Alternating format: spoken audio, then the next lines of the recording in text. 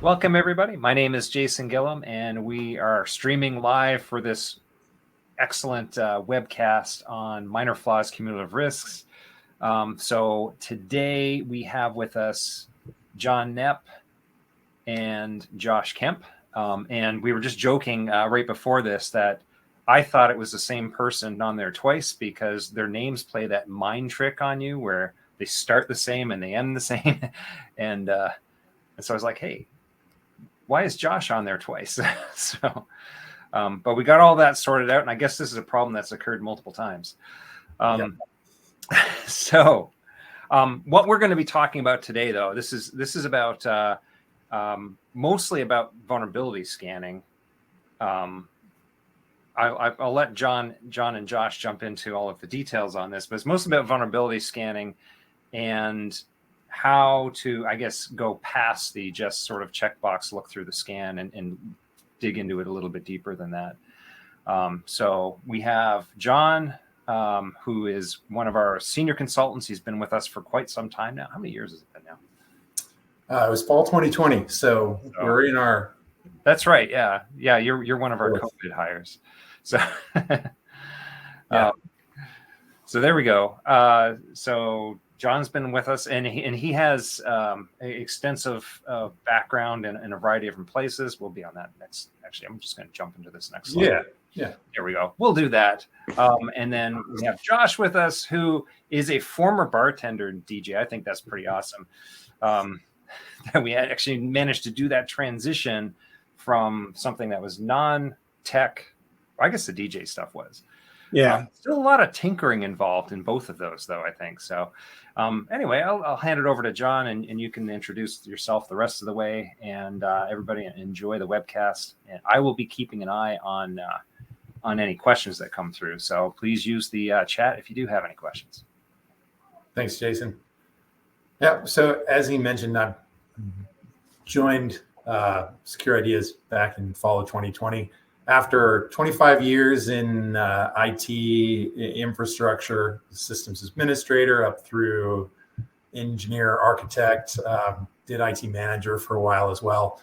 And it was a broad range of companies, down from kind of small, sub 100 people environments, all the way up to multinational firms and a broad range of industries as well: financial services, oil and gas, big data, healthcare. So I got to kind of dip my toe in a lot of different pools, I guess. So that experience, I like to think, gives me a bit of empathy with a lot of the kind of customer situations.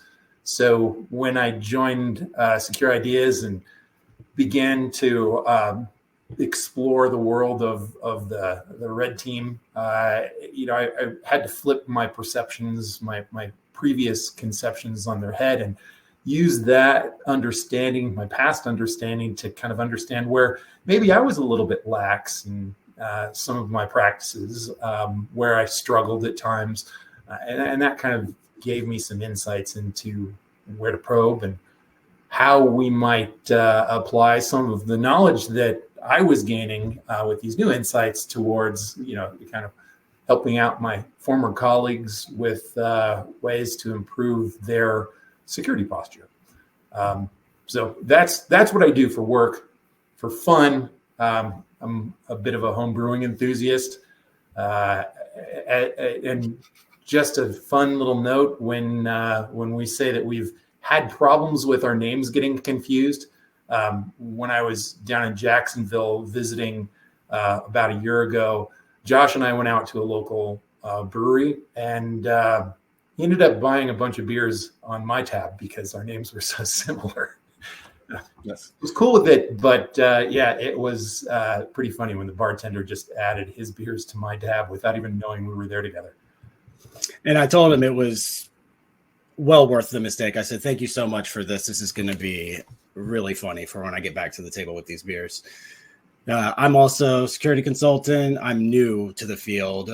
They said former bartender and DJ.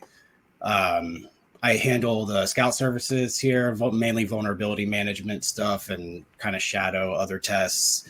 And overall tinkerer, I like to collect keyboards, take them apart, mess with them. As part of my former DJ life, I learned to take apart and repair turntables as is needed over time, always.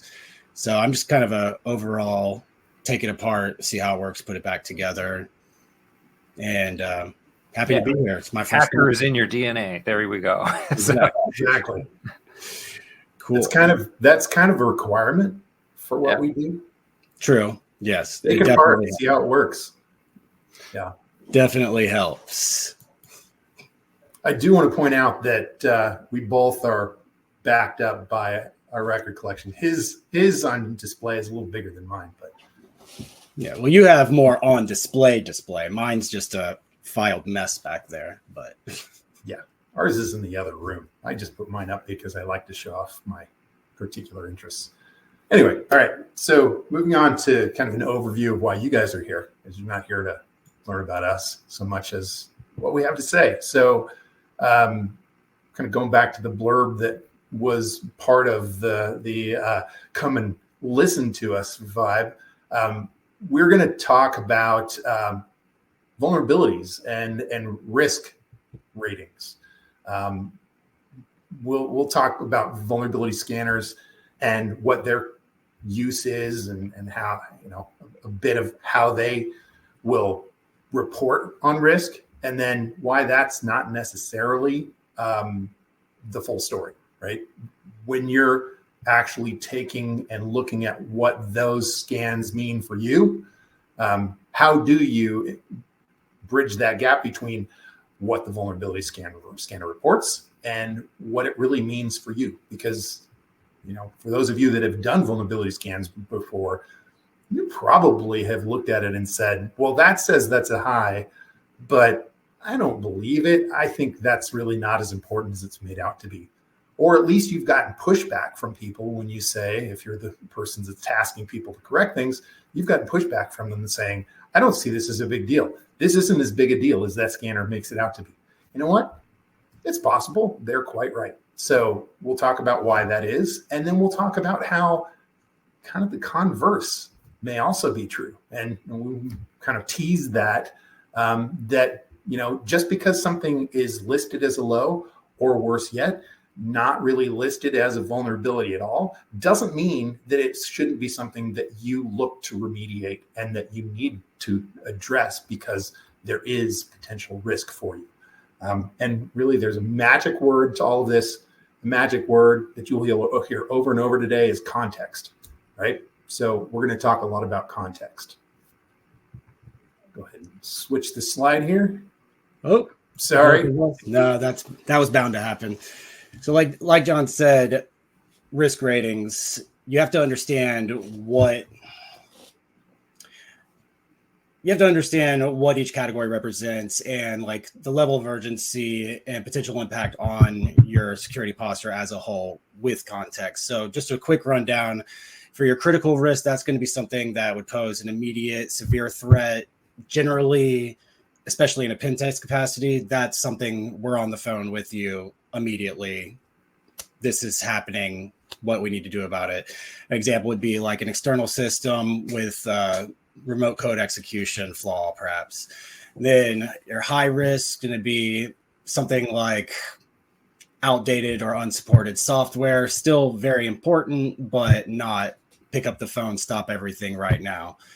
Your medium risk are going to be something that could probably combine with something else that could become a bigger deal, say like, I don't know, network segmentation that can do some lateral movement, SMB signing, something like that, not required. And then your lower risk things are going to be things like RSA ciphers with less than 2048 bits or something like that. Certain ciphers accepted that aren't as robust as they could be. But those are just examples. But I do want to clarify, this slide is how we, when we're doing penetration tests, how we assess or we assign our interpreted risk, right? So this isn't an illustration of how a vulnerability scanner is going to assign risk rankings. There are other scoring that we won't get into here. There are other ways that they score the various findings, the things that are being reported there aren't necessarily what's here. But this is how we and by extension a lot of businesses will consider kind of classify risk. And this is the interpreted with context risk, I should say. So we wanted to present that up front. Now we'll talk a little bit about vulnerability scanners, which is where we'll start from. Right. So vulnerability scanners in general, it's going to be like an automated software tool, and it's going to scan your networks, web applications, systems for everything. You know, you of course can customize the scans how you want them, but you know, in general, you're just going to be scanning all ports. It has hundreds of thousands of plugins that will test for anything and everything. That it's a lot of noise sometimes, but it gives you, you know, a big overall view of your, you know, system. So common examples would be like Tenable's Nessus, Qualys Open VAS. And like I said, they're very comprehensive. There's tons of plugins. They're updated constantly. Really, really important tool. But there are limitations because there is not that context that we talked about. You know, there are lots of possibilities for false positives, false negatives. It's really important to have the human aspect to then go in and verify and look at it as like, okay, I see this, but what system is this? What is its role? What is it doing? Is it, you know, open to the internet? Is it, you know, you have to look at these things through context. Yeah, and I do want to point out that because these are automated tools and there's, you know, it's these plugins or the detection is based on signatures a lot of times. Some of those signatures actually, especially, you know, when you look at things like OS detection, they're going to be, there's a certain level of confidence behind it, or there's a certain level of assumption there. The scanner isn't omniscient. It's working on bits of information that it can find as it's querying against the endpoints. So that's, you know, while it's a strength that it can do this, you know, do all of this very, very quickly compared to a human, that limitation of false positives and worse yet, false negatives that require human judgment to come in. I mean, that's really why you're just not taking things at face value coming out of these scanners. And context is important. So where we as pen testers will, you know, we use this, we do automated scanning. That is a way to kind of jumpstart things and very quickly look for the things that you absolutely kind of want to go and hit right away. It's not the only thing we do, but it's a kind of looking for quick wins, looking for things we can jump on right away while we work through some of the other things. A lot of times, though, it's not the vulnerabilities it finds, but as we'll talk about shortly, the context it provides for those hosts that it discovers. So, power of context. I said that we're going to talk about this a lot. Who's talking about this one? You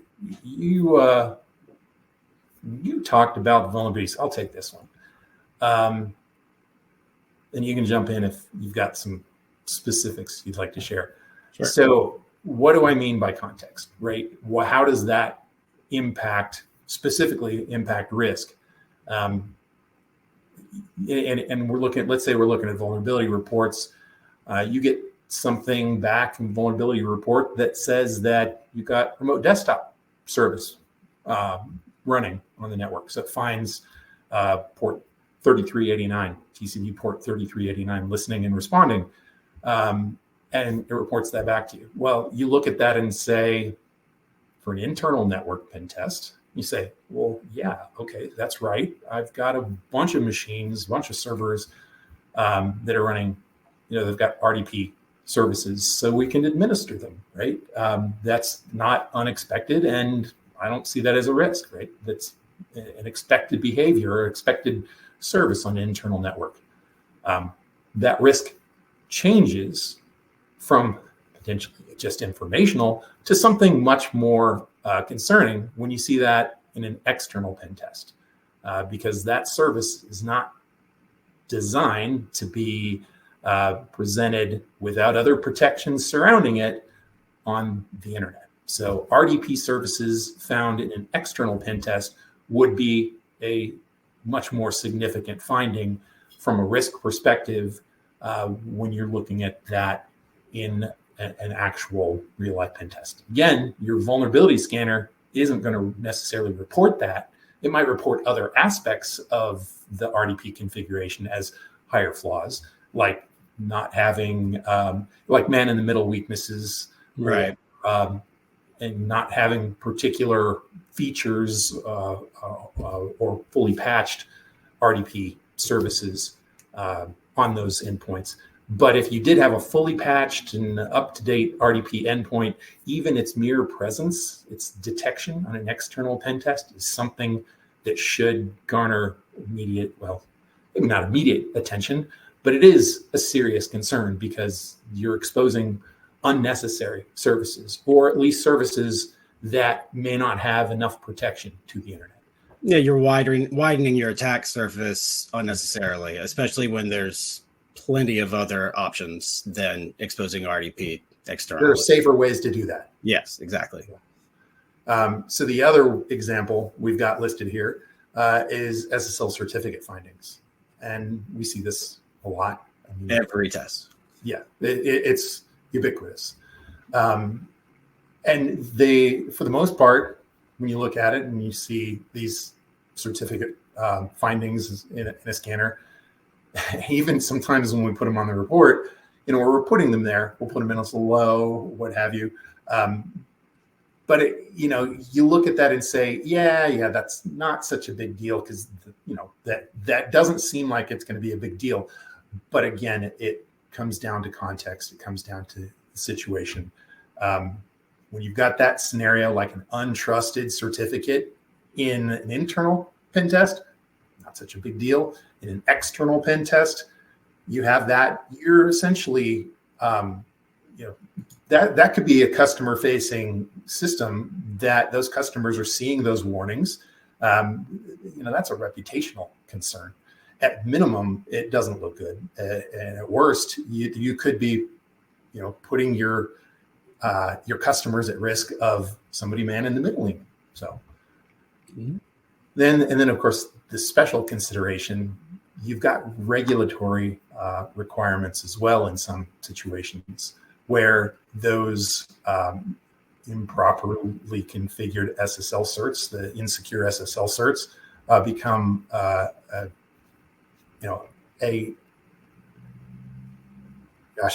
blanking on the word. Not necessarily a critical finding, but like it will affect your ability to do your business, especially if it's PCI required. All right. Did you have anything else to add, Josh? Not necessarily. I mean, just with the other point with the SSL findings is that while internal use isn't, a huge deal, it can also kind of make your employees get used to like, oh, ignore that. Oh, it's no big deal. It's no big deal. And some of those behaviors can carry over into every day, outside of your internal network, which not a great habit to be in, but again, context. So yeah, it kind of becomes that the training of bad habits, right? You're ingraining a behavior in someone because they just get used to clicking next, and they may be doing it only for certain internal systems, but the more they do it for those systems, the more likely they are to kind of do it everywhere else. So those bad behaviors may not burn them on the internal network, but if they've kind of gotten used to it, they may be more inclined to do it externally. That's doesn't necessarily mean it's a problem for the business, but it could be if those users are internal and they're doing that on an external system. You've taught them that it's okay to click next or to click through those warnings. Now they're doing it from an internal system against an external site. And what if that site is phishing them and grabbing their password, their internal password, and now you've just trained them to give away, train them to be phished, basically. Yeah. So, all right. Context cues. So we talked about the context, a bit of how context could change the effective, the assessment of the scanner's risk. But there are other areas where context come into play. And this comes down to, or this is how we as pen testers will often use it. I've had customers where they're like, hey, can we give you our scan results? Save you some time on the pen test so you don't have to go through scanning. And sometimes that's very helpful. But one of the things that I've encountered is sometimes they'll just send me the highs, the mediums. They'll send the stuff that's got pretty colors. They don't send me the informationals. Sometimes they won't even send me the lows. So I'm getting these vulnerabilities, just the things that have vulnerabilities reported on it, but I'm not getting any of the context. I'm not getting the full list of what's been discovered. And that there's important information there, right? It's important to know what else is on those servers. So if I look at a scan result and I've got a host that doesn't have any reds, oranges, yellows on it, it's just all blue, does that mean I ignore it? No, I don't, because those blues are going to tell me, hey, is there a web server running on it? Well, if there's a web server running on it, I want to go look at it anyway. I don't care whether it says there's a vulnerability. I want to see what this web server's at. The scanner doesn't have the intelligence to dig, through everything. That manual, testing needs some of the human insight, right? There aren't plugins for everything. Sometimes we have to apply our little gray cells. And so this insight about what services are exposed that the scanners come back with, that's all informational stuff. That's all context, right? I'm looking for things like web services, SMB hosts.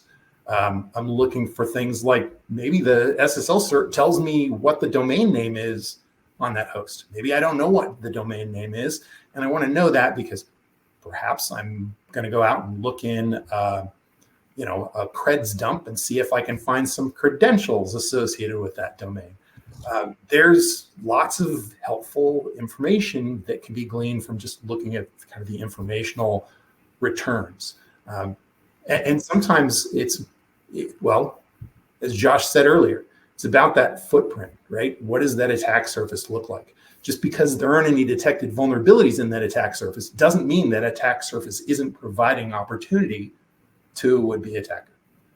So I've found that on lots of occasions that the scanners that are out there for various different network scanners anyway. So if you look at like a Nessus scan as an example, it's pretty good at finding a lot of things, but it doesn't know everything. And so it's, to your point, it's pretty easy for a service to exist out there, or for a custom built service, especially like something that the organization built themselves or customized in some way so that it's no longer recognizable by the scanner, to be completely missed. I mean, it's not completely missed as in the scanner didn't see it, but the scanner saw it, but didn't see anything wrong with it because it didn't really know what it was. Right. And so that's, I can definitely relate to running into that quite a bit. Yeah. And even when it can detect it, I mean, it tries to look at version information, right? If you're looking to see whether or not a server is running out of date software, and a lot of us rely on these vulnerability scanners to tell us whether or not there's out of date software running on a server. Yeah. But it's really not I mean, it's not perfect. False negatives, right? Yeah. Didn't say there was anything out of date on there. Yeah, but as soon as I go to that web page that it's detected on port 443, that web page shows me a login screen with a version information right at the bottom of it. Yeah. Atlassian Confluence or whatever. I think I've seen that a lot, where it provides that version information. I'm not seeing that necessarily through a plugin. Or you have the other thing, John, is you have that case where somewhere along the way, someone probably as a result of a finding on a pen test has removed the banners. Yes. So then there's no version information available, so we don't even know which version it is. Right. Yeah, those plugins that Nessus is using to do that detection are keying off of default behaviors, right? So if they change the default behavior, remove the whatever header that version information was being reported in, then the scanner misses the fact that that's an out-of-date software, but we can very clearly see it when we go and request the web page, visit the web page, look at some of the other information in there. So, again, this is why we go and manually look at these things. But it's also important to understand that there's good reason for these, paying attention to these context clues. SMB, I'm going to throw this in there.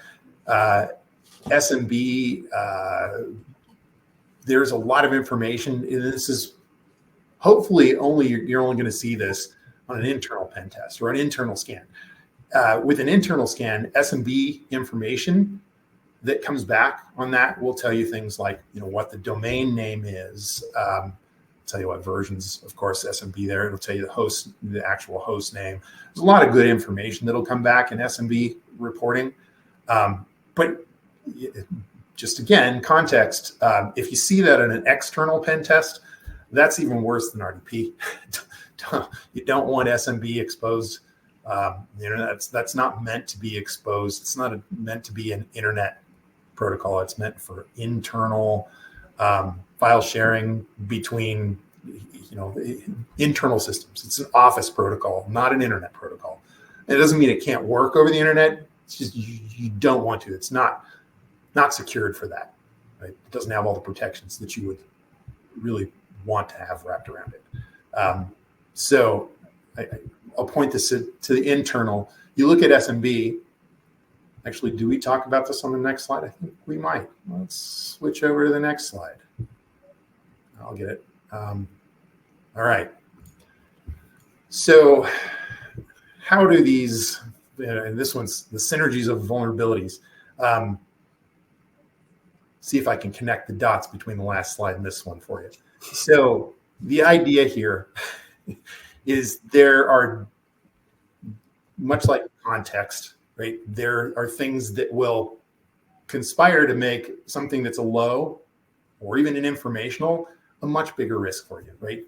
Context, I guess from the standpoint of context, it's not just about where you found it or what else was found on it, although this kind of is a what else.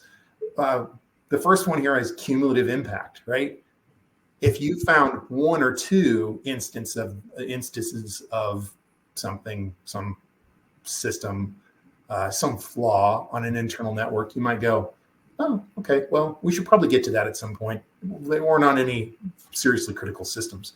But if it is a widespread finding, like it's on almost every system, that's something that is perhaps more systemic and maybe a bigger risk, because then you've got more systems that could be, if it's a flaw that can be exploited, you've got more opportunities for a malicious attacker coming in and being able to exploit that. Or, even in a scenario where, they are looking for it, if it's only on one or two systems out of 10,000, statistically, it's not as likely they're going to find it. But if it's on 50% of those 10,000, they are going to find it, right? So the cumulative impact of things of perhaps a lesser severity can add up to something more.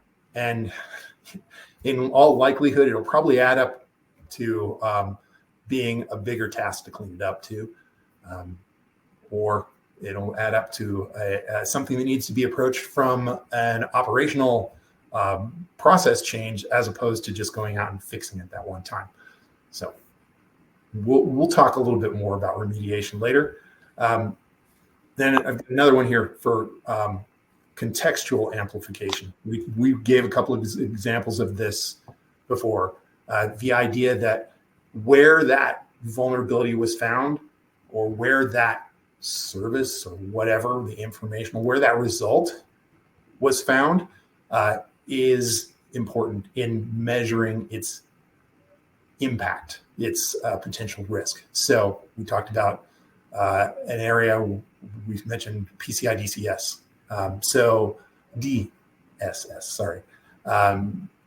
If you're subject to that, and the system that that the finding was found on is subject to that or part of that environment, then it's a bigger deal than if it's part of another network segment that's not subject to that, right? So you're going to have to classify those as different risks because of the different requirements applied to those systems. So context. And then you've got to expose services on open ports, where those service ports may, and again, this is the risk of negative, or should say negative positives, or false negatives, negative positives.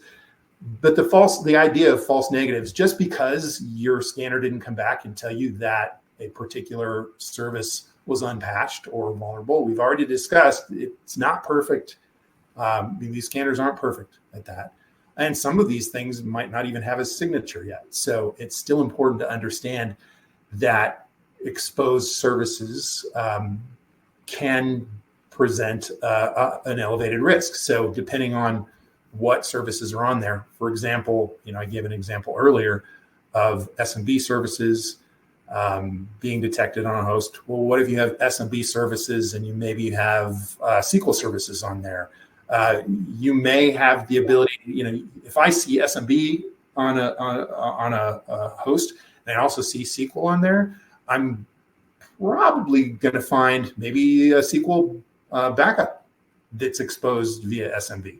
So there may be cues there that an attacker can leverage to say, look, I'm going to try that. I'm going to go over there and I'm going to see if I can find that. So there's opportunity there that if you are exposing some of these things without in the wrong context, it can lead to attackers focusing in on that and potentially finding a way through the exposed surfaces. So risk chaining is the next one. We've got the idea, and I just kind of gave an example of that, SMB, right? You've got an SMB share out there. Maybe somebody has put some files in that SMB share that had more sensitive information than should have been exposed there. A good example of that, tying back in with the other one, and I've had this, I've capitalized on this myself, right? Developers leaving maybe some connection files. I can't remember the exact name, but there's a file out there that has some of their connection strings for the SQL database hosted on that server. And there's a valid username and password to connect to that SQL database. And it just so happens that username and password, clear text, found in the open on that SMB share, has SA privileges on the SQL server running on that box. So now I can connect to that SQL server on that box as an SA user. I can run a command through the command exec function. Exec. I'm sorry? I was saying crackmac exec. No, this is like there's a function in SQL, and okay, I'm thinking on it right now, but there's a way that you can run a shell command. XP command. Yeah. Something. I forget what it is too, but yeah. But there's a SQL statement that you can run as SA, and it will execute a command on the SQL host And you can use that to create a new user, assuming that the SQL service has sufficient privileges, which oftentimes it does. You can create yourself a login, and more likely than not, that same scan told you, hey, RDP is also running on this box. So now you've grabbed the password from that text file on that improperly secured share. You've logged in to the SQL server, also on that same server, with that username and password. You've run a command on that server using SQL and those credentials to create a new user account that then has, thank you, that then has the ability to RDP into that box because RDP is exposed. Of course, it's an internal box, we would care. And now I've logged in as a local administrator on the box that is hosting that SQL account. And maybe there's other people that are logged in there. So there's the potential chain here of being able to kind of follow from a very simple informational finding all the way up to complete ownership of that box, and maybe pivoting off of it because there may be other people logged into that box, all from an informational finding. So right. Risk chain. So you're at least a high, possibly critical. Right. Yeah. And that as when we report this in the pen test, we would probably normally report, let's say, an open file share, sensitive information in an open file share. It may be a low, it could be a medium, but I guarantee you it's going to be at least a medium if I found sensitive information that allowed me to compromise a box and go even higher. So those factors do raise the risk rating on some of these things. And finally, and this isn't really so much about measuring risk, but it's remediation. And your tendency is always to approach remediation based on the risk that it presents. But it's important not to just focus on the risk that's reported by the scanner. Again, this is something that I used to be tasked with in my past life. Before I switched over to red teaming, I was given scan results and told you must remediate all the ones that are this level or above. Red ones first. Regardless of whether or not there was any actual assessed risk. And that was so frustrating. I'm sure there are other people listening right now that feel the same way. How many times have you been told you need to patch all these things because the scanner came back and said they were a high or critical? Yeah. And you're like, why? This doesn't make any sense. I know what these systems are. I know what the risk associated with this is. And, there's an implicit understanding of those contextual modifiers a lot of times in people that are intimately familiar with these systems. I'm not saying that that's always the right assessment, but there's that gut check of that doesn't make any sense. Well, I mean, the scanners do, I think, a pretty good job. It gives you a good starting point, but I guess it sounds like what you're saying is don't take it all at face value. There's definitely things that could be out of place. Don't forget to apply, like both sides could be wrong here, right? Clearly the side that just says, take the scanner at face value and do what it says, mostly because we either don't have the capability of applying context to it, it's too much work, or we don't understand.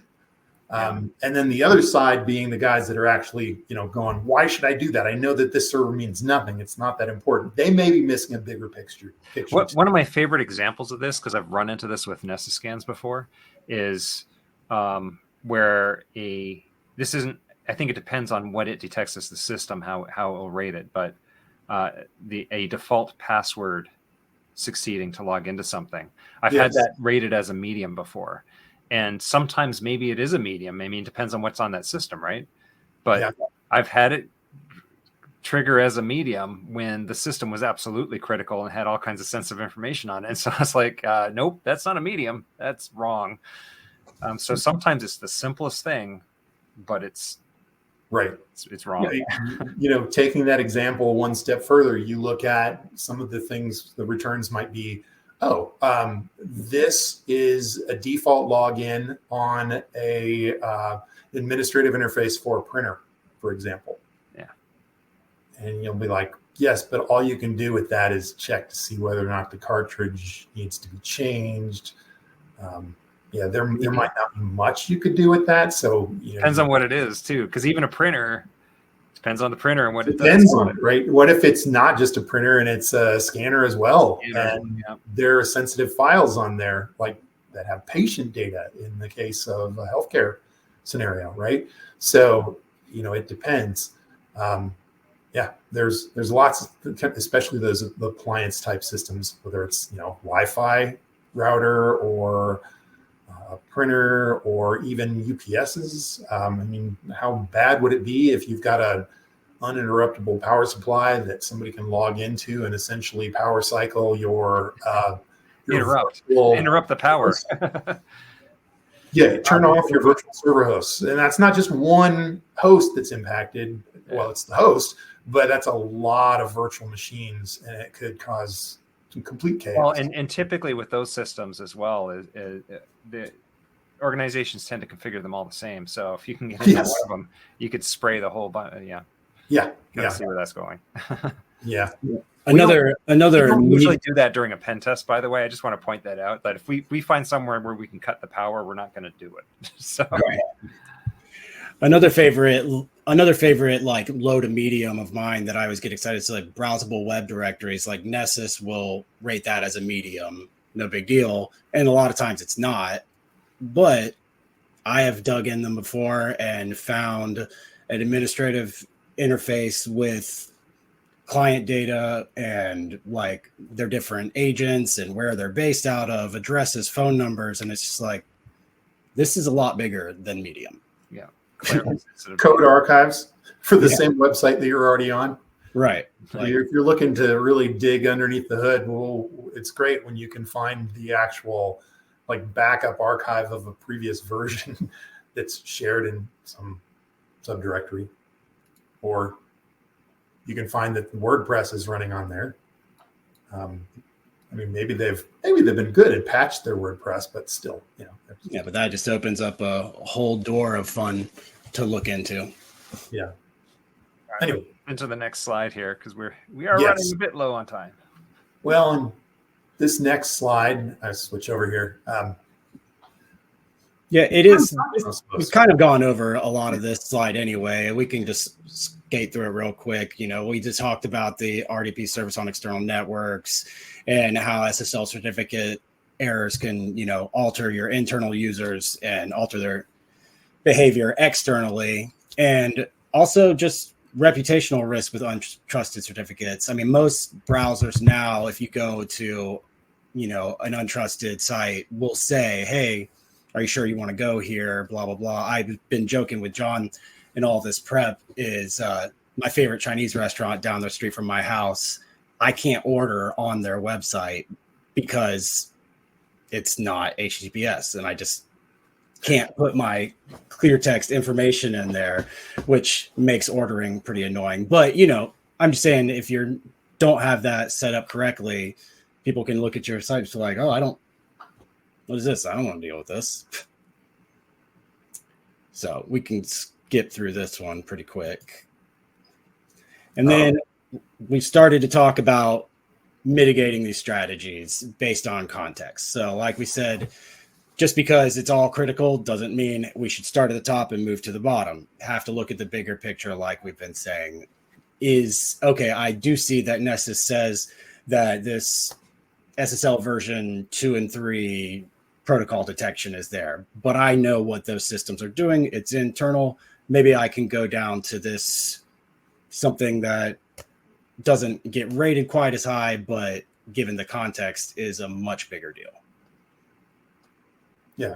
And to that point, right, if you've got some of these findings that you're not considering to be a big deal on an internal test, or an internal scan, that doesn't mean you won't want to potentially address it at some point. And Josh, you can kind of, because you work with customers a lot, you're the one kind of running these scans for our Scout customers, and you're passing them.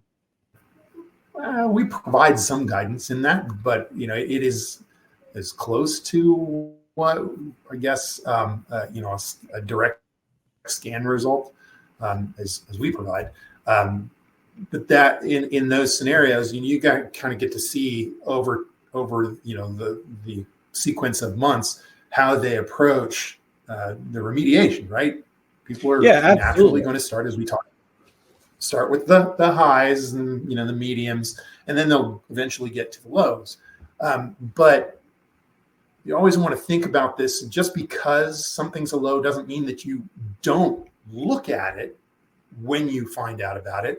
You always want to keep it in mind, because there's a couple reasons. Number one is that the longer something is there, because risk is measured as likelihood over time, the longer something's there, the more that risk increases over time, or the more likely it is that just because it's low probability doesn't mean it's no probability, right?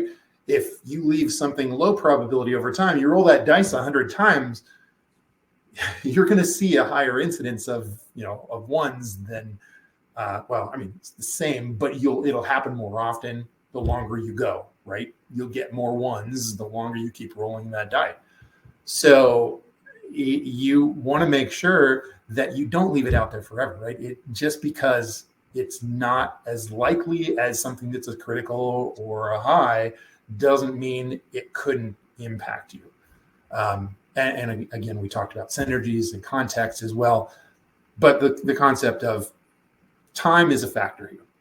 And then there's the other aspect of, well, if you're going in and remediating a high or medium, it's possible that some of those changes that you're making would be a good opportunity to come in and maybe address some of the low issues as well.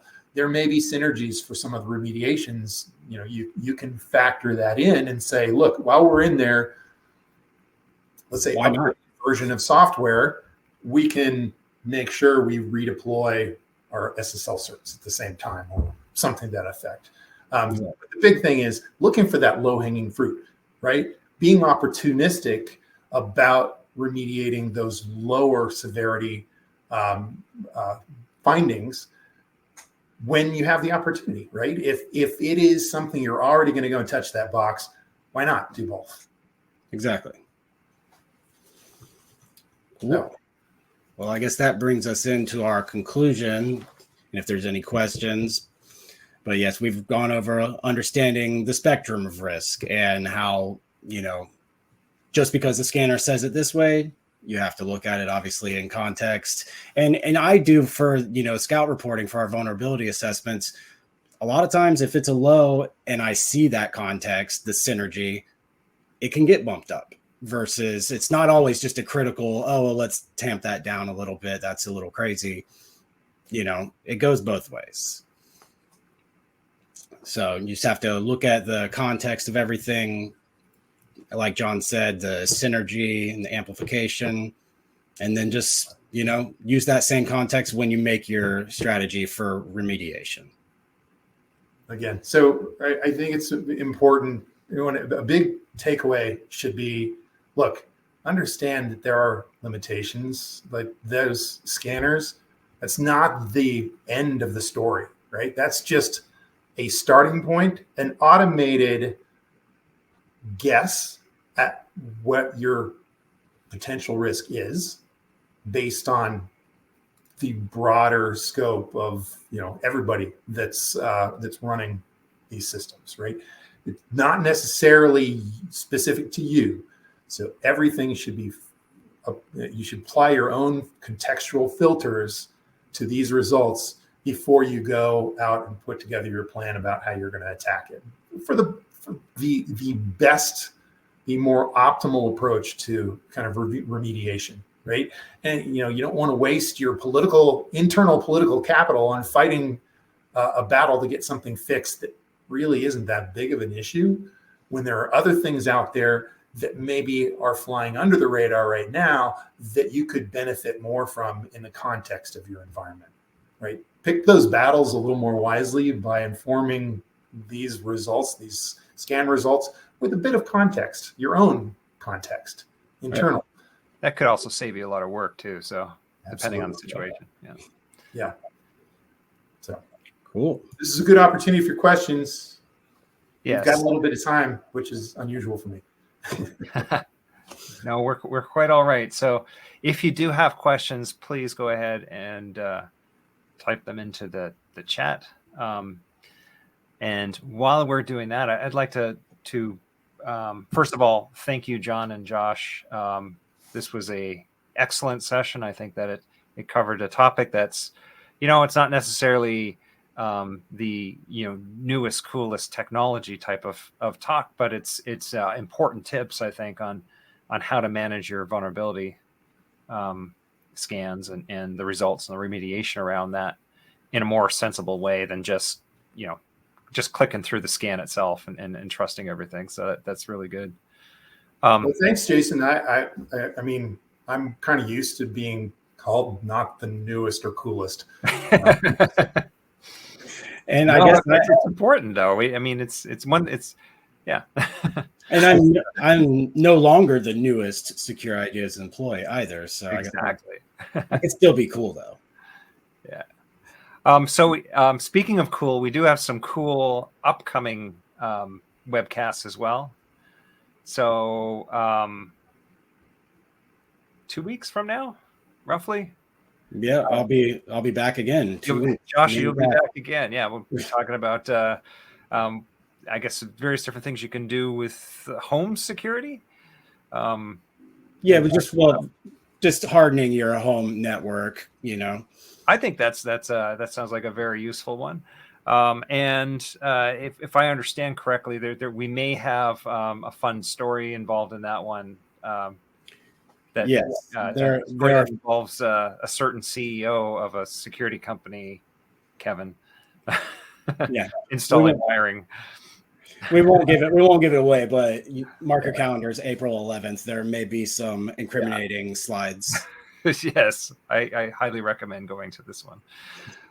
Also, for any of you who deal with Active Directory, Eric will be joining me on April 26th.